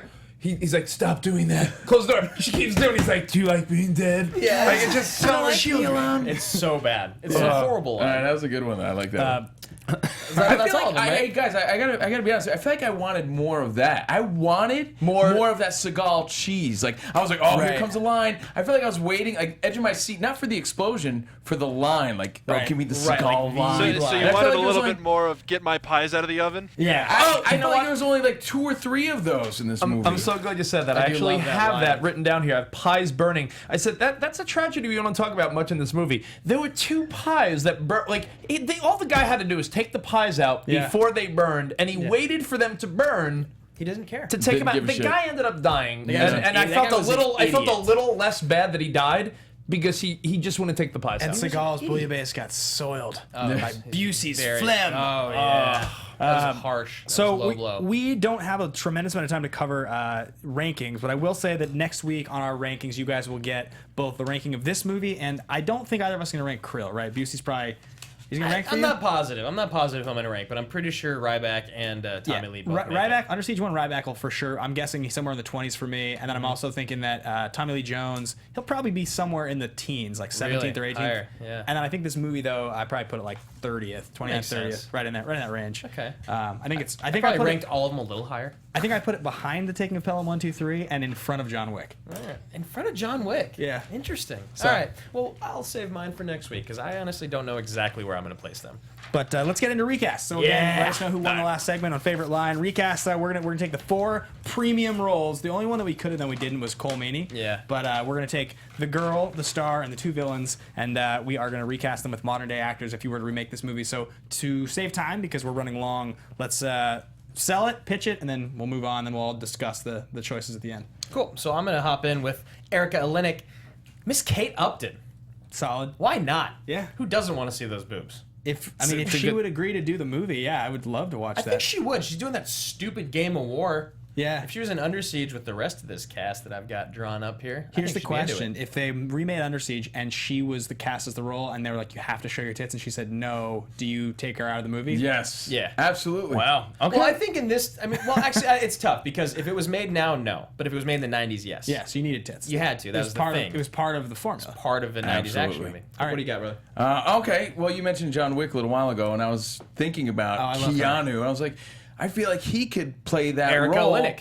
Yeah. I feel like Keanu could play that role. The woman? No, we're doing the woman Oh, first. just the Yeah, woman. yeah, just the woman Oh, first. okay. I'm going to give you my whole cast. pay I was attention. going Megan Fox. Megan Fox with that one. Okay. Because I was teaming her up with Keanu. Yeah. There's Okay, the so that's your reference. Ryback. Yeah, is that's Keanu. what I got. Okay. That's interesting So choice. Megan Fox, I was Okay. thinking, because I was thinking of that sort of, I don't want to say cheesy, but that cheesy sort of action drama thing. Yeah. All right, Megan Fox, let's she's pick bad. her. And in she's a this. bad actress. Okay, So like, yeah, that'd be fine. That's kind of where my mindset That's right. was Yeah. at. Upton as well. and she's hot. Yeah. Right. Who'd you guys have? I'm going Emily Ratajkowski.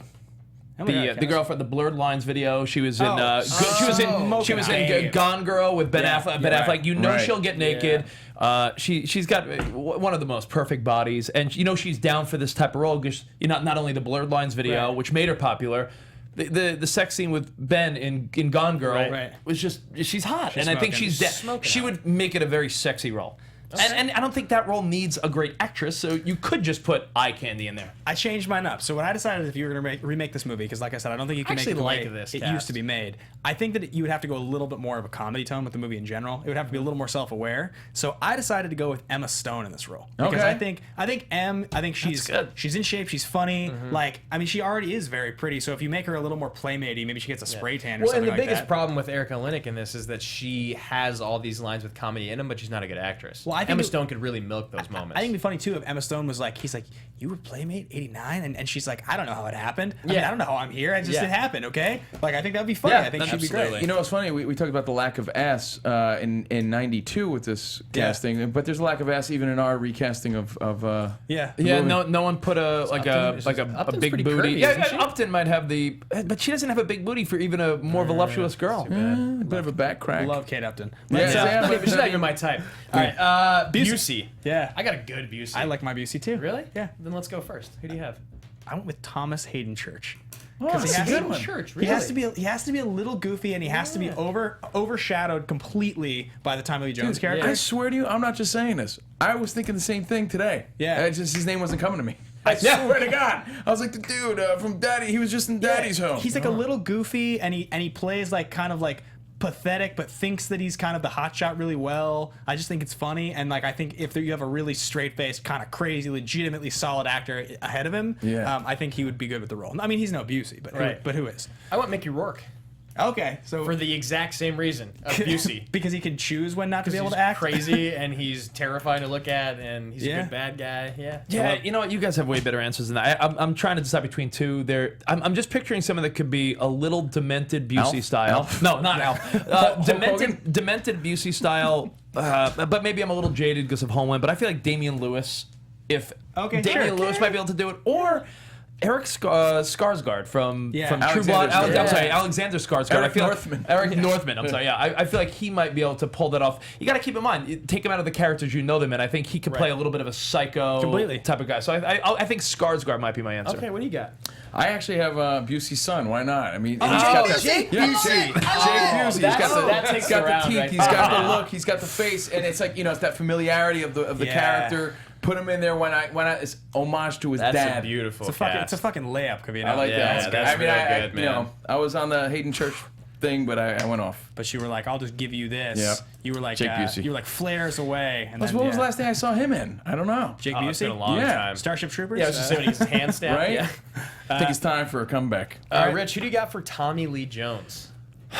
This is the toughest one for me. I thought it was the hardest one. I think it was yeah. the tough. I can't think Actually, I had a of. really hard time with Ryback. Yeah. I can't think of someone that.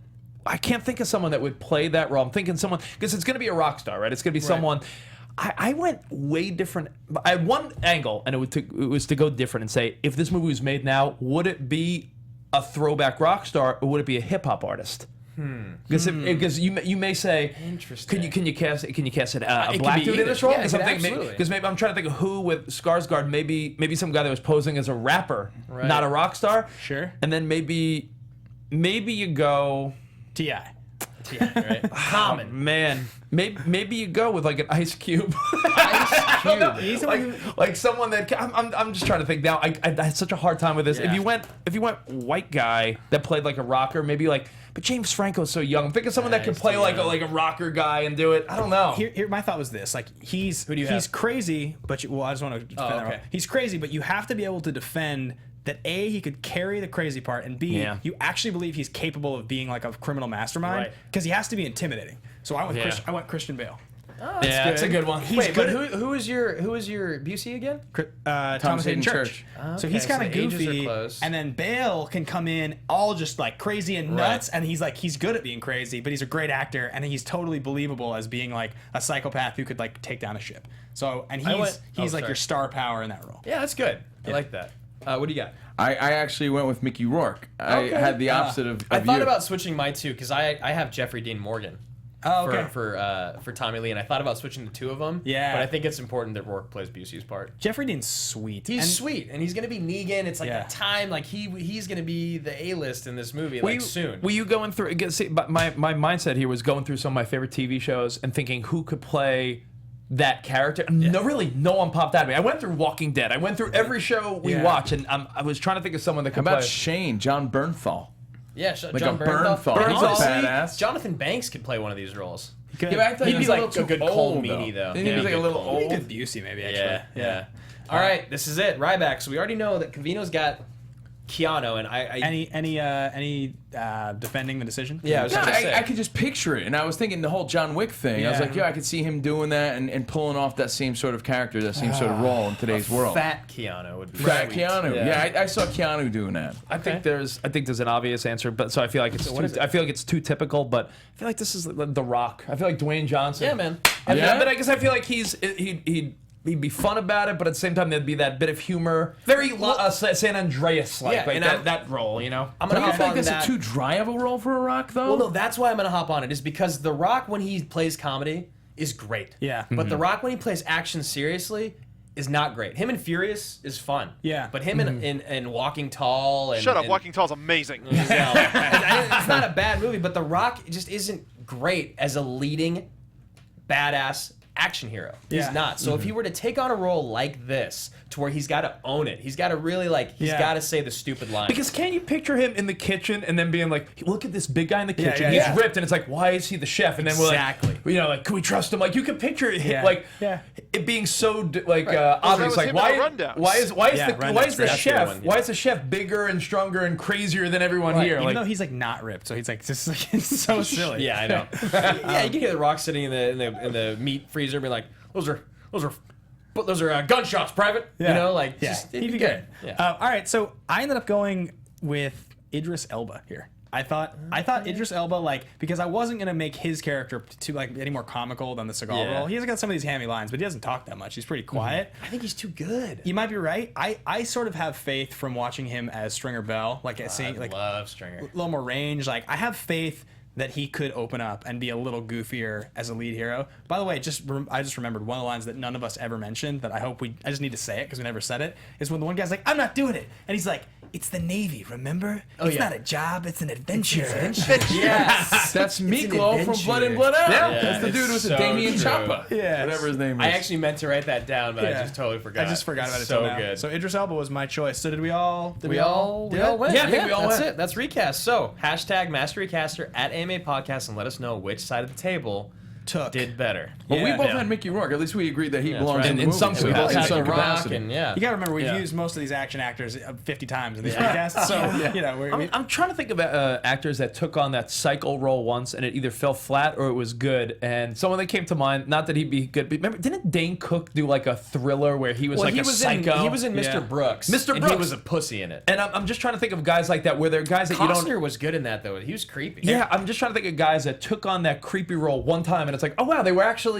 Jackie Earl Haley would be Pretty great good. as something. I was gonna say, I thought you were gonna For the Tommy Lee Jones character, I'm trying to think if there's someone that Because I feel like that was the toughest one. Eckert blew it as Two-Face, I thought. Yeah. I didn't think he was a convincing Two-Face. I think Jackman could be sweet if he went Jackman straight we love evil Jackman. bad guy. I mean, Yeah. Oldman is a little old for my taste at this point, but he's like the king of going crazy. Oh, he is, he's so man. good. The Professional is the greatest. And not at close range. What's State of Grace? That's the one with Sean Penn. Love him in that. So that does it for recast. We would get to Cage vs. Cruz, but I think we're gonna run out of time. Way over time. And Yeah. Sorry. You can do it if you wanted to. We still have to do the pitch and sign offs and everything like that. It's okay. I mean, all we're gonna do is like a Tom Cruise. Do we really? I mean, we got to talk about the categories because that's one of the basis of this show. But is there even an argument For what? with the categories? Oh, no. But I mean, just for the sake of our guests. Yeah, we'll do that's it. what I mean. Yeah. There are 3 action movie categories: totally ridiculous, totally legitimate, and ridiculously legitimate. Movies that are totally legitimate are movies like Terminator 2, movies like The Fugitive. Yeah. Hold together dramatically. They're solid movies. They don't feel like they are unintentionally hilarious at parts. If you're supposed to laugh, you're gonna laugh. If you're not, you're not. Movies that are totally ridiculous are like Con Air and Face Off.